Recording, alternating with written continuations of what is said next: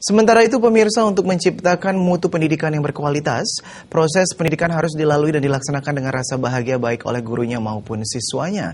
Untuk itu pemerintah Kota Denpasar akan selalu mendukung lembaga pendidikan di Kota Denpasar dengan menyiapkan berbagai program unggulan yang bertujuan untuk meningkatkan kenyamanan lembaga pendidikan tersebut dalam proses pembelajarannya. Demikian diungkapkan Wali Kota Denpasar di sela-sela seminar serangkaian peringatan HUT PGRI ke-72 dan Hari Guru Nasional.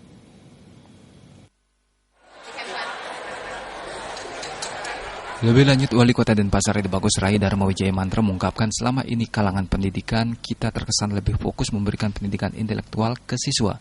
Mereka seakan melupakan pendidikan jiwa atau kebahagiaan kepada anak didiknya.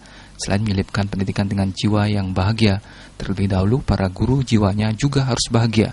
Karena jika belum, tentunya pendidikan yang mereka ajarkan juga akan percuma.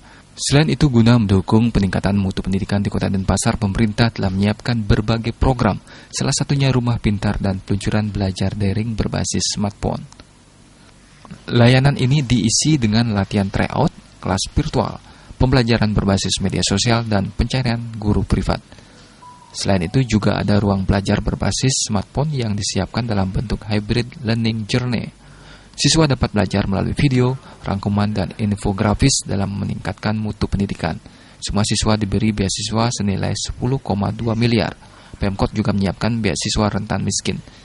Sekalipun indeks human pembangunan Denpasar mencapai 82,47%, angka ini perlu ditingkatkan kembali dengan membentuk jejaring pengaman sosial.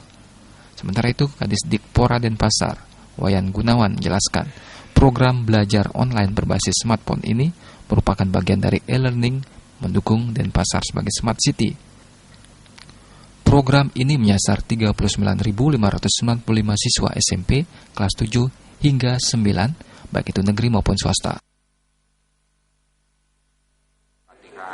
Baik pelatihan melalui kurikulum, pelatihan yang lainnya, sehingga nanti setiap tahun kita mengingatkan sifatnya terhadap guru-guru kita, sehingga nanti mereka untuk menjadikan anak-anak ini anak-anak pintar, anak-anak cerdas.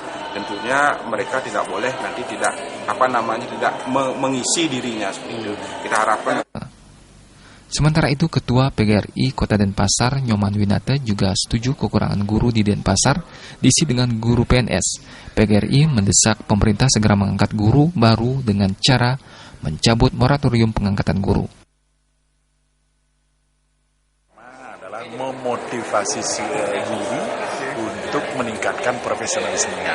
Nah, mungkin judulnya nanti adalah Guru Bahagia. Jadi memotivasi guru untuk meningkatkan kompetensinya di bidang pembelajaran. Hal senada juga diungkapkan Ketua PGRI Bali Dr. Gede Wenten Arisude. Saat ini Bali hampir kekurangan 1.000 guru di semua jenjang pendidikan. PGRI Bali di setiap pertemuan nasional juga mendesak segera mengangkat kekurangan guru. PGRI Bali dalam setiap rapat koordinasi secara nasional kita selalu mengusulkan